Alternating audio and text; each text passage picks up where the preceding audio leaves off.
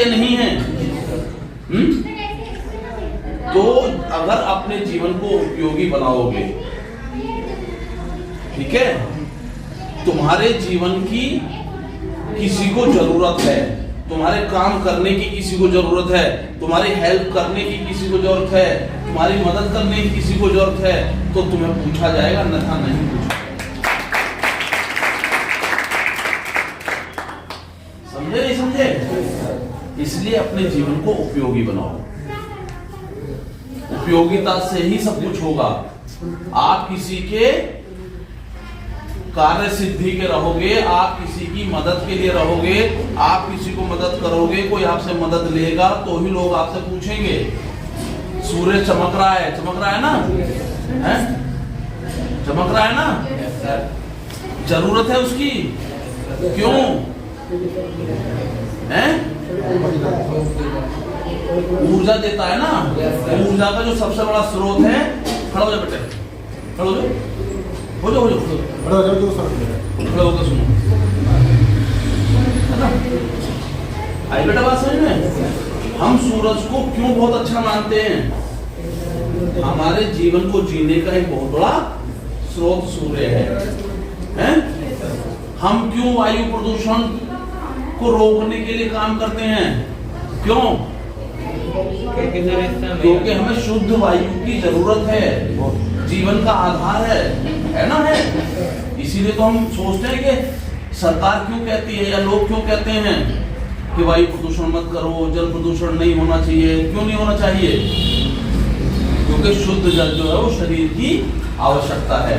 शुद्ध ऑक्सीजन हवा से मिलती है, इसलिए हवा का शुद्ध रहना बहुत जरूरी है, आवश्यक है। इसीलिए तुम्हारे जीवन का किसी के लिए उपयोगी होना बहुत जरूरी है। जीवन अगर उपयोगी नहीं है तो बेकार है। जैसे वो पंखा उठा करके बाहर रख देते हैं ना। अब मैं आता हूं तुम्हारे विषय पे। तुम यहाँ सेवा करने के लिए आए हो। क्यों आते हैं हम यहाँ पर सेवा करने के लिए? हम क्यों सीखते हैं? हमें क्यों बताया जाता है कि हमें सेवा करनी चाहिए? और ये एक धार्मिक कृत्य भी है, एक मानवीय कृत्य भी है। नैतिकता भी यही कहती है कि किसी की मदद करनी चाहिए, ये कहती है ना। Yes sir. सेवा करनी चाहिए। Yes sir. किसी जरूरतमंद को उसकी जरूरत में मदद करना, सहयोग करना मानवता भी है, नैतिकता भी है। हमारे जो धर्म होते हैं वो भी यही सिखाते हैं। इससे अलग एक बात, अभी इसका तुम्हारा छोटा होगा लेकिन समझ लो। उदाहरण के तौर पर तुमसे पूछूंगा, तुम यहाँ नकुल कस्बे में रहते होंगे? Yes sir. कुछ कस्बे में रहते होंगे, कुछ गांव में रहते होंगे। Yes sir. नकुल कस्बे में जिस समय बहुत जबरदस्त ठंड पड़ेगी, अभी आने वाले 15 दिन बाद बहुत ज्यादा ठंड पड़ेगी, दिसंबर लास्ट, जनवरी स्टार्टिंग में पड़ेगी ना। और वहां देखना एक चीज कि वहां सरकार लक्कड़ भिजवाती है। क्या भिजवाती है बेटा? लक्कड़ भिजवाती है।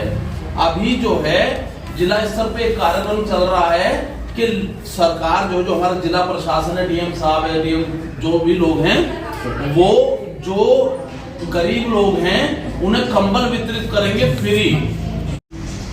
सरकार उसके लिए लकड़ी भिजवाएगी, सरकारी खाते से लकड़ी आती है, अलाव जलता है, हैं? रैन बसेरे बनाए जाते हैं। क्यों बनाए जाते हैं? सही बोल रहे हो? बताओ। अब इससे ऊपर चलो, वो जो व्यक्ति है जो सर्दी में वहां कांप रहा है, उसके जीवन की सुरक्षा करना सरकार की जिम्मेदारी है।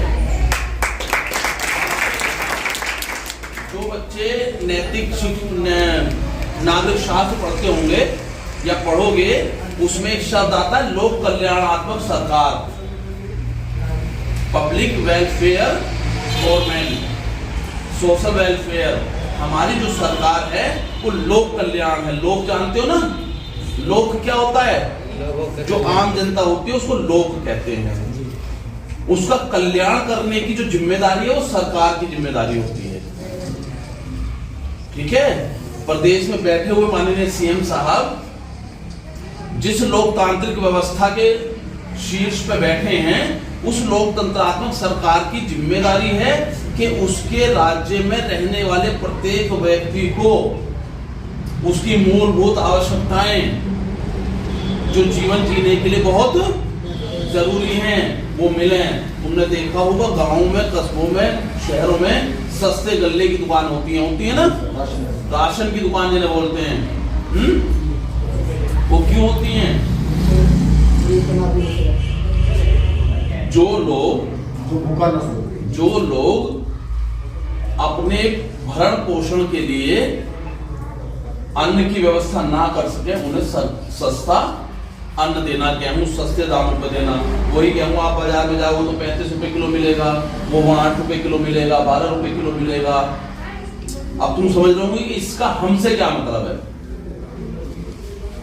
तुमसे मतलब ये है जो तुम सेवा की बात कर रहे हो, ये हमारी सरकार की भी जिम्मेदारी है। सरकारी व्यक्ति होते हुए और इस देश के नागरिक होते हुए ये हमारी जिम्मेदारी है कि एक जरूरतमंद, एक जिस व्यक्ति को जरूरत है, सहयोग चाहिए, उसकी मदद करना हमारी जिम्मेदारी है। अब तुम्हारी क्या जिम्मेदारी है? ये तो आप करते हो, शिविर कर रहे हो, बहुत अच्छी बात है।